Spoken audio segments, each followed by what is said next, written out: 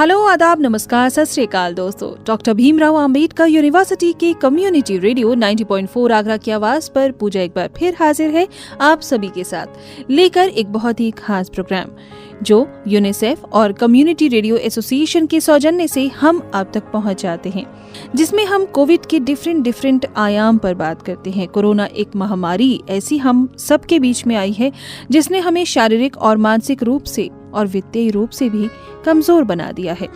लेकिन कैसे आप और हम मिलकर एक्सपर्ट्स की राय जानकर और साथ ही साथ अपने कुछ कोरोना योद्धाओं को सम्मान दिलाकर इस महामारी से आगे जंग जीत हासिल कर सकते हैं, इस पर हम इस स्पेशल प्रोग्राम में बातचीत करते हैं।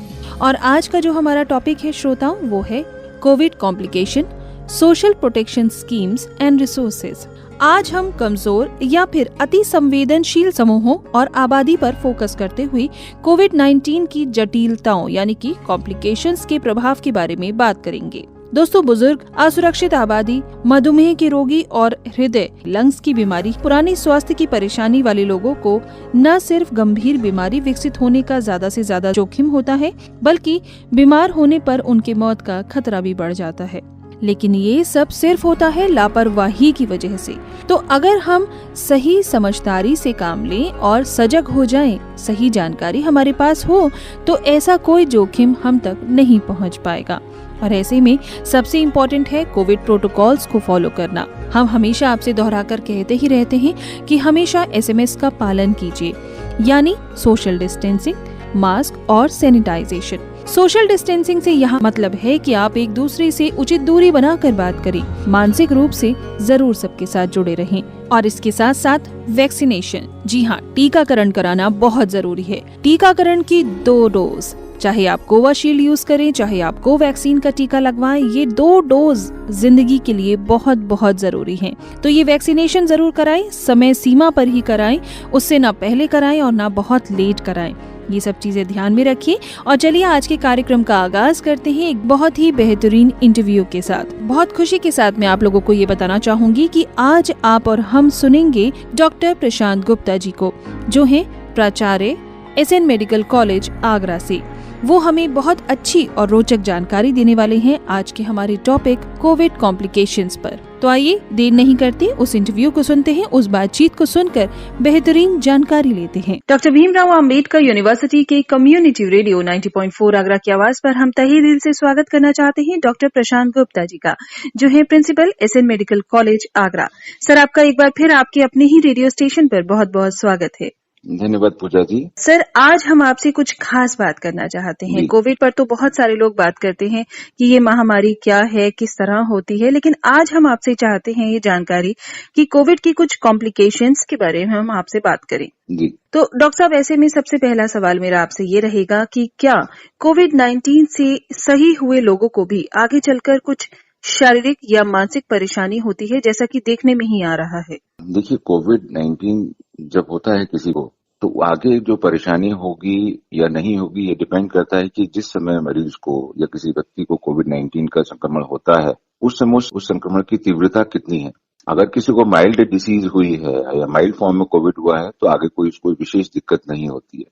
लेकिन मॉडरेट टू सीवियर कंडीशन में अगर किसी को कोविड हुआ है और वो व्यक्ति जब ठीक हो जाता है तो उसको कुछ तरह की कुछ परेशानियां सामने आती हैं। जैसे कि उसमें सबसे इम्पोर्टेंट परेशानी रहती है सांस की, क्योंकि हम सब अच्छे से जानते हैं कि कोविड-19 का मुख्य रूप से संक्रमण जो है वो फेफड़ों को प्रभावित करता है। तो ऐसी स्थिति में जब फेफड़ों को प्रभावित करता है और मॉडरेट टू सीवियर डिसीज होती है तो फेफड़ों की जो एक क्रियाशीलता है या फेफड़ों की फंक्शनैलिटी है उसमें असर आता है।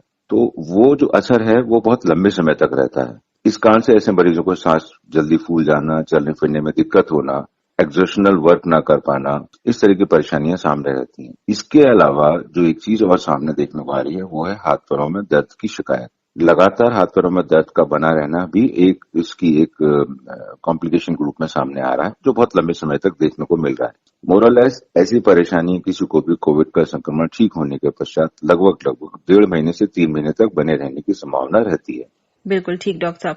तो ये प्रॉब्लम 1 से 1.5 महीने या 3 महीने के बाद में खत्म हो जाती है या धीरे धीरे कम हो जाती है डॉक्टर साहब? धीरे धीरे कम हो जाती है। ये एकदम से कभी खत्म नहीं होगी, क्योंकि फेफड़ों में जब संक्रमण होता है तो फेफड़ों का कुछ हिस्सा या काफी बड़ा हिस्सा वो फाइब्रोज्ड हो जाता है। तो जो इसका फाइब्रोज हो गया उसकी फाइब्रोसिस धीरे धीरे करके कम होना या नहीं होना, ये दोनों डिपेंड करता है। इसके अलावा जो फेफड़ा हमारा ठीक है, जो हिस्सा फेफड़े का ठीक है लंग्स का, वो धीरे धीरे करके अच्छे तरीके से, या कह सकते हैं कि ज्यादा अच्छे तरीके से कार्य करने लगता है। तो जो कमी हमारे ऑक्सीजनेशन में शरीर में जो रहती है इस बीमारी से, वो शनय शनय करके ठीक होने लगती है और व्यक्ति ग्रेजुअली ही ठीक होता है इस बीमारी से। डॉक्टर प्रशांत गुप्ता जी, किस उम्र के लोगों को या फिर किस एक पर्टिकुलर समूह को ये प्रॉब्लम होने की संभावनाएं ज्यादा हैं? देखिए, उम्र की बात जहां तक अगर हम बात करते हैं तो ये हम सब पिछले काफी समय से इस पर चर्चा हमारी चल रही है कि जो हमारा बुजुर्ग जो हमारे हैं समाज के, जिनकी उम्र करीबन 60 वर्ष या उससे ऊपर है, उन लोगों में अगर ये बीमारी होती है तो उसका स्वरूप थोड़ा सा तीव्र होता है। एक दूसरा, ऐसे मरीज या ऐसे व्यक्ति जिनको अन्य अनेक प्रकार की बीमारियां हो, स्पेशली उस बीमारी में जो सबसे इम्पोर्टेंट, सबसे महत्वपूर्ण बीमारी है वो है डायबिटीज, या इसको मधुमेह की बीमारी कहते हैं। इसके अलावा कुछ और बीमारियां हैं फेफड़ों की, अगर कोई पुराना रोग फेफड़ों का है, फेफड़ों की कमजोरी पहले से है, किसी को एस्थमा है या किसी को हृदय रोग है, किसी को हाई ब्लड प्रेशर है, ऐसे लोगों में इस बीमारी के होने पर उसका स्वरूप ज्यादा घातक हो जाता है। डॉक्टर साहब, शारीरिक परेशानी तो होती ही है, क्या मानसिक परेशानी भी होती है? जी हाँ, ऐसा हम देखने को हमें पिछले कुछ समय से लगातार मिल रहा है, स्पेशली यंग जनरेशन में। यंग जनरेशन में जिनको कोविड हुआ और उनको Covid moderate to severe category में हुआ, वो लोग जो ठीक हो गए हैं, वो ऐसे व्यक्तियों के अंदर हमने ये देखा है कि डिप्रेशन की जो शिकायत है वो बहुत ज्यादा देखने को मिल रही है। बीमारी से ठीक होने के बाद भी वो युवा जो इस बीमारी से संक्रमित हुआ था, उसको भयंकर डिप्रेशन देखने को मिल रहा है। मानसिक रूप से वो अपने आप को बहुत कमजोर पाता है, अपने रोजमर्रा के कार्यों को करने में भी अपने आप को असहाय पाता है, अपने व्यवसाय के लिए या नौकरी पेशे में जाने में भी अपने आप को उसके अंदर एक घबराहट पैदा हो रही है। ऐसा देखने में हमें आ रहा है और स्पेशली मैंने कहा ना कि जो युवा हैं उनमें ये ज्यादा मिल रहा है। एक दूसरा क्या है कि जो प्रौढ़ लोग हैं उनमें भी मिल रहा है, लेकिन प्रौढ़ लोगों को चूंकि काम वगैरह करने की व्यवस्था नहीं है या ना उनको आवश्यकता होती है, लेकिन दिमाग के अंदर एक घबराहट का मुख्य कारण जो मैंने महसूस किया वो ये है जान का खतरा। बीमारी का स्वरूप जब इतना ज्यादा खराब होता है और व्यक्ति उस बीमारी को से जूझता हुआ जब उससे बच करके बाहर आता है, तो उसके अंदर एक मन के अंदर एक अलग सी भावना घर कर जाती है कि ये इस बीमारी से मैं क्या ठीक हो पाऊंगा, क्या कभी मैं ठीक तरीके से चल फिर पाऊंगा, क्या कभी मेरी जिंदगी में रूटीन जो है वो मेरा नॉर्मल हो पाएगा। इन सारे सवालों से उसके अंदर घबराहट पैदा होती है और वो घबराहट धीरे धीरे बढ़ करके स्वरूप में आ जाती है कि वो अपने रोजमर्रा के आम कार्यों को करने में भी अपने आप को असहाय पाता है और घर के कोने में अपने आप को बंद रखने में या पड़े रहने में उसको ठीक लगने लगता है। तो डॉक्टर साहब, कोविड महामारी से ठीक होने के बाद लंबे समय तक चलने वाली कुछ मेजर कॉम्प्लिकेशंस भी हैं क्या? मेजर कॉम्प्लिकेशंस में लंबे समय तक, जैसे मैंने बताया, अलग से कोई विशेष कॉम्प्लिकेशन नहीं है, क्योंकि ये फेफड़ों की बीमारी है, लंग्स की डिसीज है मुख्य रूप से। इसके अलावा हमारी धमनियों पर भी इसका असर होता है। तो मुख्य रूप से इसमें जो परेशानी है वो लंग्स से रिलेटेड है, कुछ हार्ट से रिलेटेड भी हो सकती है क्योंकि इसका असर हार्ट पर भी आता है। और तीसरा, हाथ पैरों में दर्द की शिकायत। यही मुख्य रूप से इसमें लंबे समय तक जो चीजें हमको देखने को मिलती है वो यही मिलती है। और इसके अलावा विशेष रूप से और लंबे समय तक इस बीमारी में हमें ऐसा कुछ देखने को नहीं मिलता है। तो क्या डॉक्टर साहब, ब्लैक फंगस भी इन्हीं कॉम्प्लिकेशंस में से एक है? ब्लैक फंगस बेसिकली ये एक विचित्र सी स्थिति निकल करके आई और सडनली सेकंड वेव में ये हमारे सामने आया, क्योंकि बेसिकली ब्लैक फंगस या म्यूकोरमाइकोसिस जो है एक अपॉर्चुनिस्टिक इन्फेक्शन है। ठीक है, अब इस अपॉर्चुनिस्टिक इन्फेक्शन को होने के पीछे बहुत सारे कारण हो सकते हैं। अभी तक हम लोग जितना महसूस कर पाए हैं वो ये है कि हमने ये गौर किया कि ये अपॉर्चुनिस्टिक इन्फेक्शन जो है, ब्लैक फंगस पहले भी होता रहा है लेकिन इतनी बहुत ज्यादा केसेस उसके देखने को हम लोगों को नहीं मिलते हैं। मैक्सिमम केसेस में ब्लैक फंगस जो कोविड की बीमारी के अलग हमें पाया गया या जो मिलता है वो अधिकतर मधुमेह के या डायबिटीज के व्यक्तियों को देखने में मिलता है। इसमें भी यही हुआ है। बहुत सारे हमें ऐसे मरीज मिले हैं जिनको कोविड-19 हुआ और वो डायबिटिक थे। They were more prone to black fungus और म्यूकोरमाइकोसिस। एक बात तो ये खास हमें देखने को मिली। दूसरी चीज ये देखने को मिली कि ऐसा भी देखने में आया क्योंकि हमने कोविड-19 के ट्रीटमेंट में स्टीरॉयड का इस्तेमाल किया है, क्योंकि स्टीरॉयड उसका मेन स्टे ऑफ ट्रीटमेंट है। तो उस कंडीशन में भी हमारी जो प्रतिरोधक क्षमता या इम्यूनिटी होती है वो थोड़ी सी कमजोर होती है शरीर। तो ये अपॉर्चुनिस्टिक इन्फेक्शन जो है ये प्रभावी हो जाता है उस कंडीशन में। तो ये देखने को इस बार हमको मिला है ब्लैक फंगस, और काफी सीवियर कंडीशन में देखने को मिला है। तो डॉक्टर साहब, फिर इस ब्लैक फंगस का सही उपचार क्या है? देखिए, पहली बात तो यह है कि ब्लैक फंगस के मसले में जो हमारे को देखने को मिला वो ये रहा कि अगर ब्लैक फंगस की बीमारी का उसकी अर्ली स्टेज में पता लग जाए तो वो सबसे अच्छा है। यानी कि अगर किसी को कोविड-19 है और उसको ऐसा लगता है कि उसको नाक या मुंह या आंख के आसपास के हिस्से में भारीपन भी नजर आने लगे या उसको नाक के आसपास कहीं ऐसा लगने लगे कि मेरे को दिक्कत हो रही है, तो ये शुरुआती लक्षण है ब्लैक फंगस के होने के, ऐसा मान सकते हैं। उस कंडीशन में उस व्यक्ति को तुरंत ही किसी भी नाक कान गला रोग विशेषज्ञ से तुरंत ही मशवरा करना चाहिए। अगर आपने इनिशियल स्टेज में इस बीमारी को पकड़ लिया तो इसका क्योर 100% है, उसमें कोई दिक्कत नहीं होती है। हमारे पास सर्जिकल एंडोस्कोपिक सर्जिकल ट्रीटमेंट इस बीमारी के लिए है एक, उसके साथ इसकी बीमारी के लिए हमारे पास लाइपोसोमल लिम्फोटायरिसिन बी है और कुछ और दवाइयां और हैं जिनके माध्यम से इस बीमारी को हम पूरी तरह ठीक कर सकते हैं। लेकिन अगर इस बीमारी के संबंध में थोड़ी लापरवाही बरती जाती है तो ये बीमारी थोड़े ही समय में इस तेजी से फैलती है कि ये नाक के आसपास के साइनस से होते हुए आंख और दिमाग तक चली जाती है। तब इस बीमारी को ठीक करना या इसके संबंध में उपचार कर पाना मुश्किल होता है। चेहरे का काफी बड़ा हिस्सा निकाला जाने की आवश्यकता पड़ सकती है, आंख निकालने की आवश्यकता पड़ सकती है, पूरा चेहरा डिस्फिगर हो जाता है। सबसे इम्पोर्टेंट है कि ये जरूरी नहीं है कि ऐसी स्टेज में इस स्थिति को हम क्यूरेटिव कंडीशन में ले जाएं, यानी कि सर्जिकल ट्रीटमेंट और मेडिकल ट्रीटमेंट के कॉम्बिनेशन के बाद भी बीमारी जड़ से खत्म हो जाए इस अवस्था में आकर के ये भी कभी कभी संभव नहीं होता है। ऐसा हमने बहुत सारे केसों में देखा है। तो सही उपचार तो डॉक्टर साहब यही रहेगा कि समय रहते हम इस परेशानी को समझें और तुरंत ही अपने डॉक्टर से संपर्क करें। बिल्कुल। तो डॉक्टर प्रशांत गुप्ता जी, ये भी हमें बताइए कि क्या इस कोविड-19 के बदलते स्वरूप, जिसे कि हम वेरिएंट्स कहते हैं, ये लंबे समय तक चिंता का विषय है? देखिए, ये वायरल डिसीज है। वायरस के बारे में एक बहुत सिंपल सी बात हम सबको ध्यान में रखनी होनी चाहिए। वायरस एक प्रोटीन पार्टिकल की तरह से है और वायरस सदियों से हमारे साथ में रह रहा है और हमारे साथ में है। वायरस, कई तरह की बीमारियां वायरस से जनित होती हैं, हम सब जानते हैं। वायरस की एक बहुत अच्छी खास बात होती है, वायरस क्या करता है, अपने आप को किसी प्रतिकूल परिस्थिति से उससे बचाव के तरीके उसके अंदर बहुत जल्दी से जेनेटिक चेंज होता है और उस प्रतिकूल परिस्थिति से अपने आप को वो बाहर ला करके नए रूप में खड़ा हो जाता है। ये उसके अंदर एक विशेष क्षमता है या विशेष प्रवृत्ति है उस वायरस की, किसी भी वायरस। हो क्या रहा है कि ये डिसीज कोविड-19, जिसके बारे में हमें अभी पिछले वर्ष ही पता लगा, ये अचानक से कैसे सामने है ये भी हमें नहीं पता आज तक ढंग से, कहां से है ये भी नहीं पता। वायरस आने के बाद में, इस इन्फेक्शन के आने के बाद में दुनिया के लगभग हर देश प्रदेश में ये बीमारी पहुंची। इसके साथ साथ हमारा वैक्सीनेशन का सिस्टम भी अचानक से और बहुत तेजी से शुरू हुआ कि इसके संबंध में वैक्सीन डेवलप की जाए और वैक्सीन को लगाया जाए। कई सारे ट्रीटमेंट भी इसके संबंध में हम लोगों ने ट्रायल एंड एरर के बेसिस पर निकाले और कुछ बहुत सफल भी रहे। हम क्या कर रहे हैं, उस वायरस के अगेंस्ट में कुछ चीजें हम लोग तैयार कर रहे हैं। तो वायरस भी क्या कर रहा है कि उन चीजों से अपने आप को बचाने के लिए नए नए वेरिएंट्स के रूप में या अपने अंदर एक जेनेटिक चेंज के रूप में वो बाहर आ रहा है और नए रूप में हमारे सामने आ रहा है। इन्हीं नए रूपों को हम वेरिएंट्स बोलते हैं। जैसे कि हमारे पास जो वेरिएंट्स हमने जो बात की है, alpha, beta, gamma, delta variant, जो WHO ने जो बताए हैं, काप्पा भी एक वेरिएंट आया है। ये वेरिएंट्स बेसिकली वायरस के डिफरेंट जेनेटिक चेंजेस के नाम है। एक पर्टिकुलर एक्स चेंज हुआ तो उसका नाम अल्फा दे दिया, वाई चेंज हुआ तो उसका नाम बीटा दे दिया, जेड चेंज हो तो गामा दे दिया। ये जेनेटिक चेंजेस जो वायरस के अंदर हमें मिल रहे हैं अक्रॉस द वर्ल्ड, उनके अनुसार इनके नाम है। इसमें से जो डेल्टा वेरिएंट जो हमको मिला है, इसमें ये माना गया है कि डेल्टा वेरिएंट में, स्पेशली डेल्टा प्लस वेरिएंट जो है, उसकी मारक क्षमता बहुत ज्यादा है। वो बहुत तेजी से शरीर में फैलता है। इन्फेक्शन होने के 3 से 4 दिन के अंदर ही वो फेफड़ों के अंदर बहुत तेजी से अपना संक्रमण करता है और फेफड़ों को बहुत तेजी से नुकसान पहुंचाता है। इसीलिए डेल्टा प्लस वेरिएंट की मारक क्षमता बहुत ज्यादा है। उसके इन्फेक्शन में उसकी मोर्टेलिटी बहुत ज्यादा है और सीवियरिटी डिसीज की बहुत ज्यादा है। फिलहाल डेल्टा प्लस वेरिएंट के केसेस हमारे हिंदुस्तान में ऐसा देखने में नहीं आया सेकेंड वेव में। और अगर आगरा रीजन की भी बात करें तो जितना भी जो भी हमारी रिसर्च रही है अभी तक, उसमें जेनेटिक स्टडी में अभी हमें डेल्टा प्लस वेरिएंट नहीं मिला है। ये आपको भी पता है और अखबारों में ऐसा निकलता भी रहा है, हमारे द्वारा रिपोर्ट दी भी जाती रही। जी डॉक्टर साहब, और बहुत ही प्रशंसनीय कार्य किया है आपकी पूरी टीम ने। आपने फर्स्ट फेज में और सेकेंड फेज में कोविड महामारी के दौरान, और बहुत जल्दी आपने इस महामारी पर कंट्रोल भी पा लिया था। जी, इसमें कोई दो राय नहीं है। और अगला सवाल मैं आपसे ये जानना चाहती हूँ कि जब हम बात कर रहे हैं कि ये कोविड-19 के बदलते जितने भी स्वरूप हैं, ये चिंता का विषय है, तो ऐसे में क्या सही उपचार और बचाव के तरीके हैं जो आप हमारे श्रोताओं को, हमारे दर्शकों को समझाना चाहेंगे?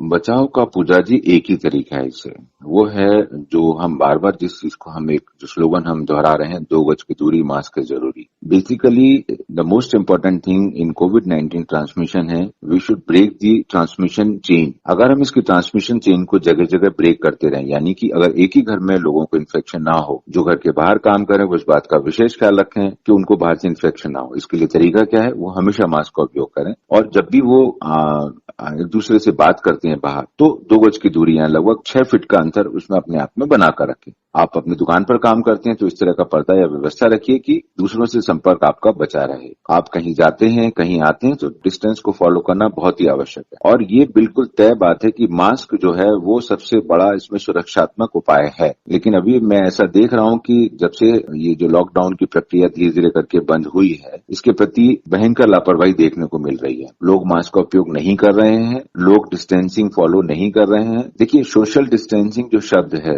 वो सामाजिक दूरी को नहीं कहता है। सामाजिक रूप से हमें एक दूसरे के संपर्क में संपर्क बनाकर रखना है। हम एक फिजिकल डिस्टेंसिंग की बात करते हैं, ना कि सोशल डिस्टेंसिंग। इस शाब्दिक अंतर को समझना जरूरी है। दूसरा जो है, इसमें हम लोग बहुत अच्छे तरीके से देखते हैं, अखबारों में भी डेली निकलता है, किसी बाजार की फोटो निकलती है, कभी कहीं की फोटो निकलती है जहां लोग भीड़ में खड़े हुए हैं। लोग अभी समझ नहीं पा रहे हैं। यही गलती पहली वेव के बाद दूसरी वेव के आने के बीच में की गई, अक्टूबर के बाद। अगर आपको याद हो तो अक्टूबर के बाद दिवाली, उसके बाद शादियां, उसके बाद बहुत सारे फंक्शन, ये सब सीजन चलता रहा। लोगों को लगा कोविड चला गया। होता क्या है कि कोविड की अभी तक जो व्यवस्था देखने को मिली है, चाहे वो वैक्सीनेशन हो या कोविड का इन्फेक्शन हो, अभी ये बिल्कुल श्योर तरीके से नहीं कह पा रहे हैं हम लोग कि हमारी इम्यूनिटी का लेवल कितने समय तक के लिए कायम रहेगा। ऐसा माना जा रहा है कि वैक्सीनेशन के बाद 6 महीने, किसी वैक्सीन के बाद 9 महीने, किसी के बाद 1 साल, कहीं ये भी अभी रिसर्च चल रही है कि कोविड का एक बार इन्फेक्शन होने पर आप लाइफ लॉन्ग आप इम्यून हो जाते हो क्या रहा है कि जैसे जैसे एक वेव निकली,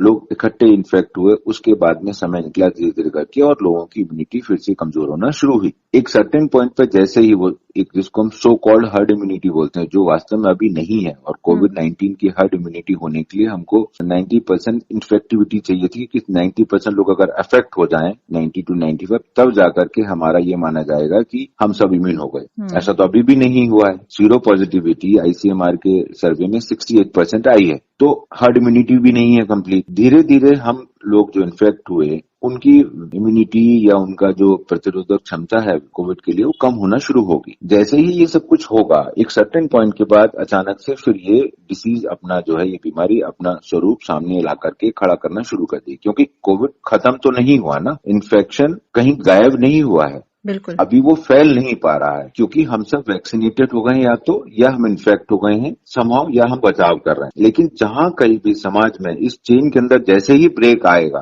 तो ये बहुत तेजी से फैलेगा। क्यों? क्योंकि हम लोग उसके संबंध में कोई भी बचाव का उपाय नहीं कर रहे हैं, बहुत स्पष्ट। और ऐसा क्यों है, ये शिथिलता क्यों है, मेरी समझ नहीं आता। हमें अच्छे से पता है कि दूसरी वेव में घर घर में लोग बीमार हुए, बहुत घर से जवान, युवा या वृद्धजन हमारा साथ छोड़ कर इस बीमारी कहां चले गए। जब हमने इस बीमारी का वो रौद्र रूप देखा है, तो हमारे मन से उसके प्रति भय क्यों निकल गया, ये कारण मेरी समझ में नहीं आ रहा। उस भय को इस रूप में बनाए रखना है कि वो बीमारी अब दोबारा हमारे समाज में ना फैले, हमारे घरों तक ना पहुंचे, हमारे जो प्रियजन है उनको उससे नुकसान ना हो। तो हमें चाहिए कि हम मास्क का प्रयोग प्रतीकात्मक रूप से न करके सही तरीके से करें, और सोशल डिस्टेंसिंग, या जिसको कहना चाहिए कि हमें एक फिजिकल डिस्टेंसिंग की जो बात है हमारी, उसको मेंटेन रखें और भीड़ भाड़ वाले इलाकों में जाने से बचें। अगर हम ये कर पाए तो हम थर्ड वेव क्या किसी भी वेव का सामना या उसको आने से रोक सकते हैं। जी बिल्कुल ठीक कहा आपने, और ये भी बहुत सही कहा डॉक्टर साहब आपने कि डर की जरूरत नहीं है, अब समझदारी और सजग रहने की जरूरत है। जी।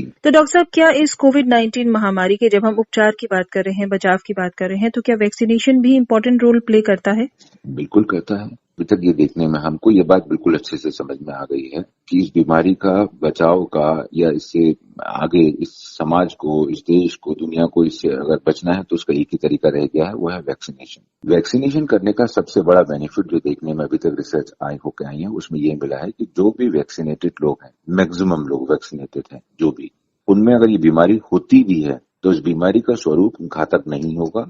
एक दूसरा, ऐसे व्यक्तियों में जो मोर्टेलिटी रेट है, या जो कहते हैं कि बीमारी की जो मारक क्षमता है, वो बहुत कम होगी। तो ये हमारे लिए बहुत स्पष्ट हो जा रहा है कि अगर हमने वैक्सीन लगा रखी है, उसके बाद अगर हमको बीमारी ये होती भी है तो हमें गंभीर रोग नहीं होगा, लक्षण गंभीर नहीं होंगे और जान का खतरा एक हद तक नहीं होगा। और हमें क्या चाहिए? बिल्कुल ठीक किसी भी बात है। बीमारी से बचने के लिए यही तो चाहिए होता है और वो हमें मिल रहा है वैक्सीन के रूप में।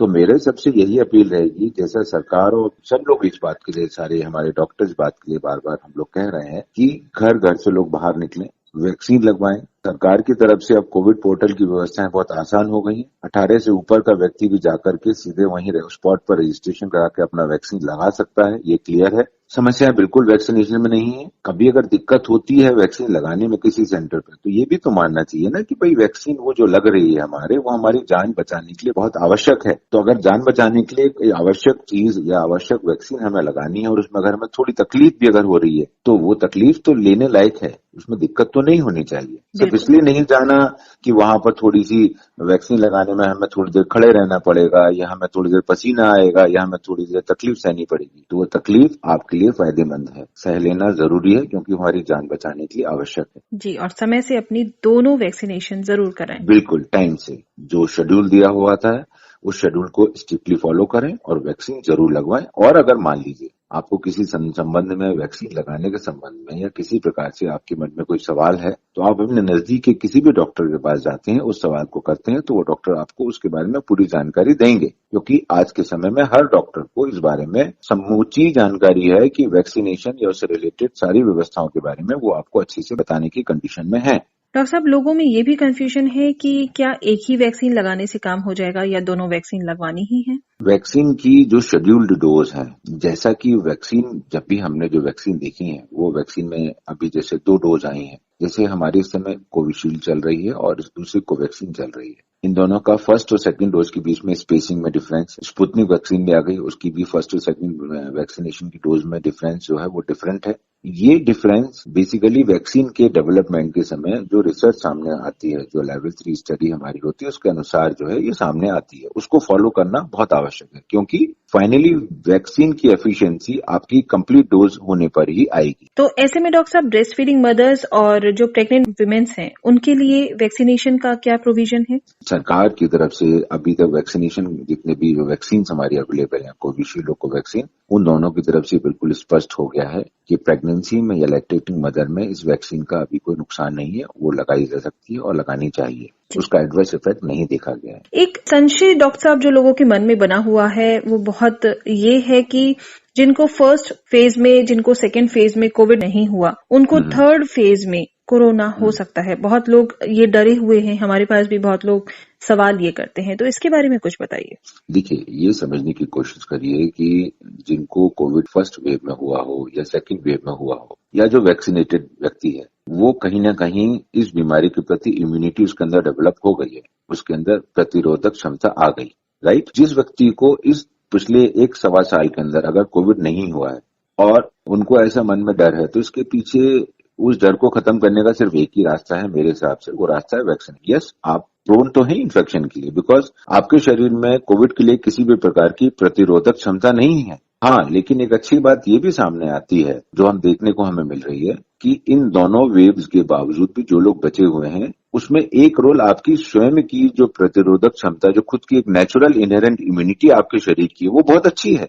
ये भी तो चीज सामने आती है। कई मर्तबा ऐसा भी देखा गया है कि घर में 5 सदस्य हैं, उसमें से 3 सदस्य को कोविड हुआ, 2 को कुछ नहीं हुआ, जबकि ना उनको वैक्सीन लगा था। तो कहीं ना कहीं वो उन व्यक्तियों की प्रतिरोधक क्षमता घर के बाकी सदस्यों से बेहतर थी, इसलिए वो इन्फेक्ट नहीं हो पाए। एक दूसरी चीज ये है कि ऐसे व्यक्ति सिर्फ एक ही तरह से फर्दर बच सकते हैं, क्योंकि हम अपनी प्रतिरोधक क्षमता पर 100% रिलाय नहीं कर सकते। हमें नहीं पता कि आने वाला वायरस का स्वरूप क्या होगा, वो किस हद तक इन्फेक्ट करेगा, उसकी इन्फेक्टिविटी कितनी ज्यादा हो सकती है, हमें नहीं पता। सबसे अच्छा ऐसी कंडीशन फिर मैं कहूंगा vaccination is the only solution after all these things. तो डॉक्टर साहब, ऐसे में चलते चलते आखिरी सवाल मैं यही करना चाहूंगी कि इस सिचुएशन में, इस महामारी के दौर में जन जन की और खासतौर से हमारे युवाओं की क्या जिम्मेदारी बनती है?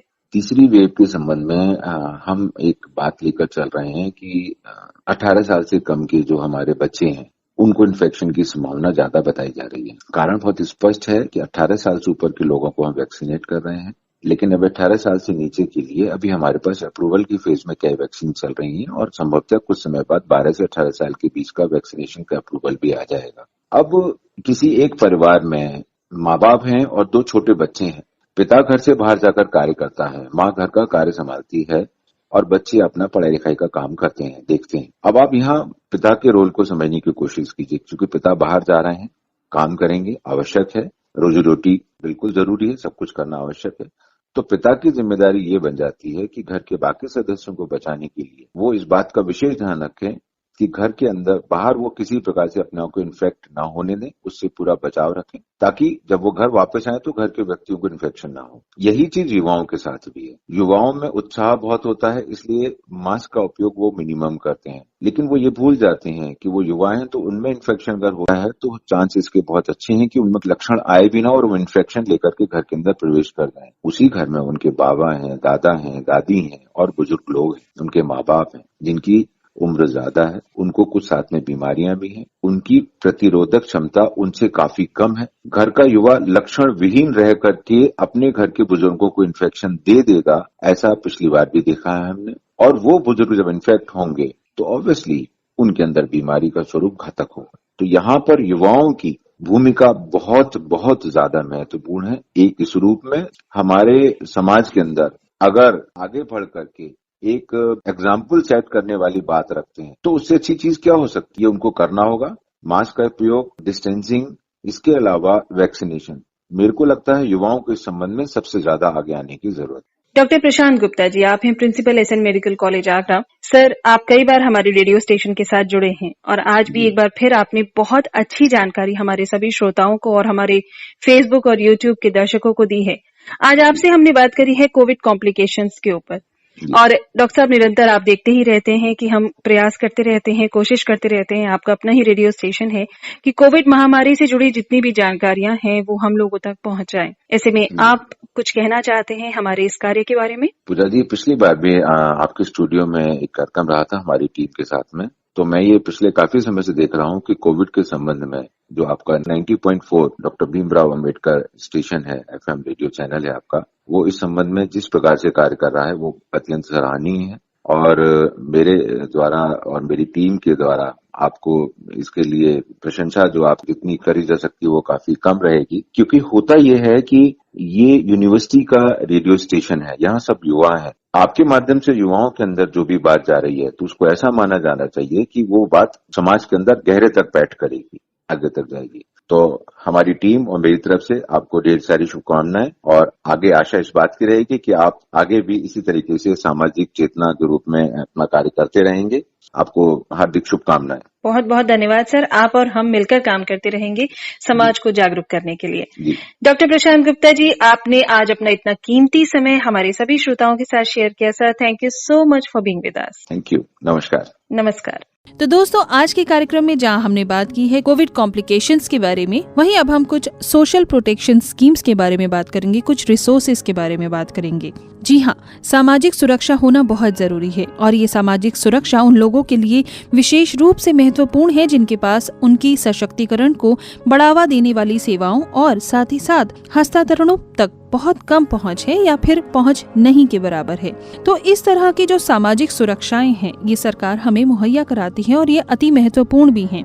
तो आइए कुछ ऐसी ही बहुत ही खास स्वास्थ्य सेवा योजनाएं हैं, मैं उनके बारे में आपको जानकारी देती हूँ, जरा गौर से सुनिएगा। सबसे पहले हम बात करते हैं प्रधानमंत्री जीवन ज्योति बीमा योजना। ये 2 लाख रुपए का जीवन बीमा होता है और इसके लिए 18 से 50 वर्ष तक की उम्र के लोग एलिजिबल होते हैं। साथ ही साथ कोई भी राष्ट्रीयकृत बैंक या फिर आरबीआई द्वारा अनुमोदित बैंक ये लागू कर सकता है। यहाँ से आप ये सुविधा ले सकते हैं और जरूरी दस्तावेज में इसके लिए आपके पास आधार कार्ड होना चाहिए और आपका जो खाता है वो आपके आधार कार्ड से जुड़ा हुआ होना चाहिए, यानी कि लिंक होना चाहिए।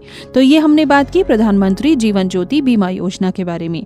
अगली योजना है श्रोताओं प्रधानमंत्री सुरक्षा बीमा योजना, जिसमें दुर्घटना कवरेज के साथ 2 लाख का जीवन बीमा किया जाता है। 18 की उम्र से 70 वर्ष तक के लोग इसे ले सकते हैं और कोई भी राष्ट्रीयकृत बैंक या फिर आरबीआई द्वारा अनुमोदित बैंक आपको ये सुविधा मुहैया कराएगा। इसके लिए भी आपको आधार कार्ड की जरूरत है जो कि आपके खाते से जुड़ा हुआ हो। अगली है अटल पेंशन योजना। इसमें आवेदक 1,000 रुपए से 5,000 रुपए के बीच की रकम चुन सकता है जो कि उन्हें 60 साल की उम्र में सौंपा जाएगा। 18 की उम्र से 40 वर्ष की आयु के बीच का प्रत्येक नागरिक आवेदकों के पास एक बचत बैंक खाता होना चाहिए और ऑटो डेबिट सुविधा चालू होनी चाहिए। सरकारी नौकरी वाले आयकर दाता इसके पात्र नहीं होते हैं। इस स्कीम के लिए यानी अटल पेंशन योजना के लिए निधि और नियामक प्राधिकरण कोई भी राष्ट्रीयकृत बैंक या फिर RBI द्वारा अनुमोदित बैंक से आप ये सुविधा ले सकते हैं।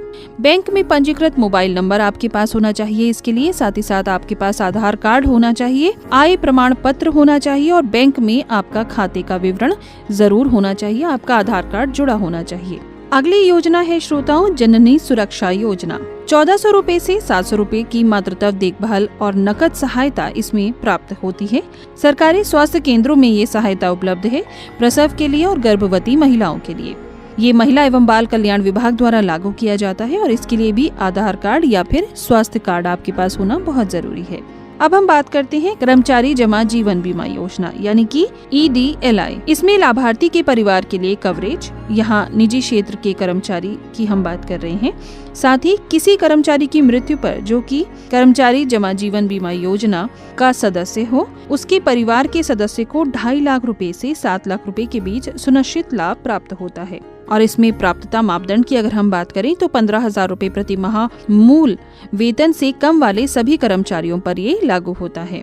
ये EPFO द्वारा लागू किया जाता है और इसके लिए विधिवत भरा हुआ फॉर्म 5 IEF, मृत्यु प्रमाण पत्र, उत्तराधिकार प्रमाण पत्र, संरक्षता प्रमाण पत्र और छोटे बच्चों के लिए रद्द किए गए चेक की कॉपी, ये सब लगाना बहुत जरूरी दस्तावेजों में आता है। अब हम बात करते हैं आयुष्मान भारत योजना की, जो कि 5 लाख रुपए तक का स्वास्थ्य बीमा है। इसमें भारत के आर्थिक रूप से गरीब परिवार जो हैं वो इसके पात्र हैं। साथ ही साथ ये स्वास्थ्य विभाग द्वारा लागू किया जाता है। दोस्तों इतना ही नहीं, किशोरों के लिए भी बहुत सी विशेष योजनाएं हैं हमारी सरकार की ओर से।